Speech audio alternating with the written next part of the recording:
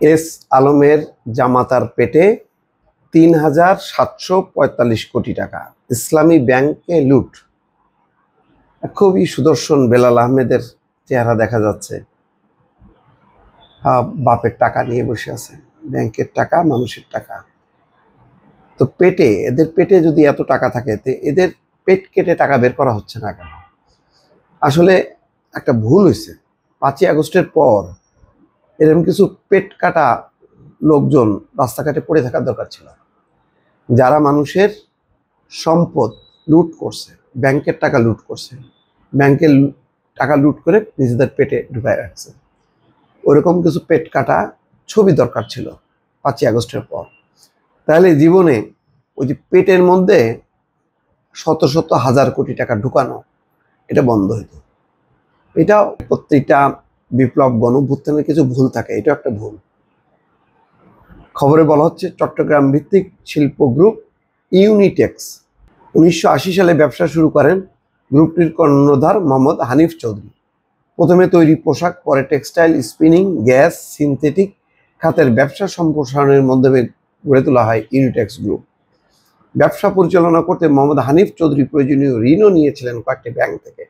তবে ব্যাংক খাতে ইউনিটেক্সের আধিপত্য শুরু হয় ২০১০ সাল থেকে হানিফ চৌধুরীর ছেলে বেলাল আহমেদের সঙ্গে এস আলম গ্রুপের চেয়ারম্যান সাইফুল আলম মাসুদের মেয়ের বিয়ের পর। ওই সময় প্রতিষ্ঠানটি শত শত কোটি টাকা ঋণ নিতে থাকে বিভিন্ন ব্যাংক থেকে।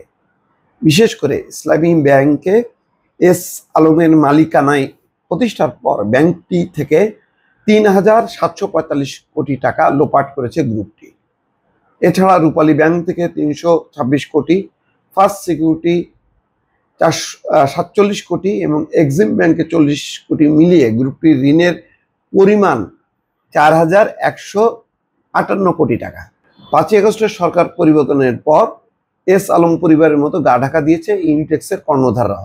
এরপর খারাপ হতে শুরু করে গ্রুপটির ঋণমান। ইতিমধ্যে খেলাপিতে পরিণত হয়েছে ইসলামী ব্যাংকের দেওয়া ঋণের ৩,৭৪৫ কোটি টাকা। এমনকি ঋণের টাকা উদ্ধারে গ্রুপটির বন্ধক রাখা স্থাপনা সহ সম্পত্তি নিলামে তুলেছে ব্যাংকটি।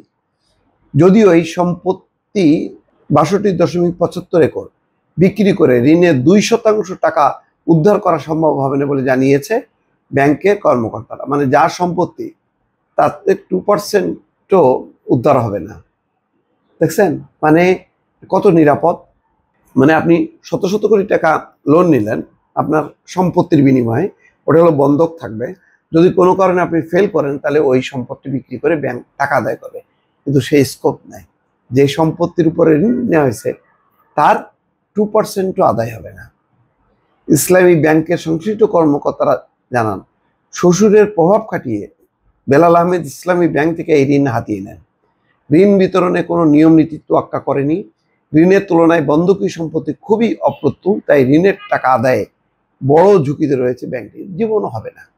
সাইফুল আলম, মেয়ের জামাই, কাজের লোক থেকে শুরু করে মানে গোষ্ঠী শুদ্ধ যদি লুটপাট করে, আপনি এই টাকা কেমনি উদ্ধার করবেন? হবে কোনোদিন? হবে না। এই জন্য ওই যে না বলছে না যে এস আলমের জামাতার পেটে ৩,৭৪৫ কোটি টাকা, তো ওদের এই পেট কেটে টাকা বের করার দরকার ছিল। এরকম পেট কাটা কিছু দৃশ্য দরকার ছিল ৫ই আগস্টের পর এইসব লোকদের। সাধারণ মানুষ এখন যে মারা যাচ্ছে বা মার খাচ্ছে, এটার বদলে এইগুলিতে ধরার দরকার ছিল আগে, কিন্তু এগুলি তো পকার পার। ভালো থাকবেন, আল্লাহ হাফেজ।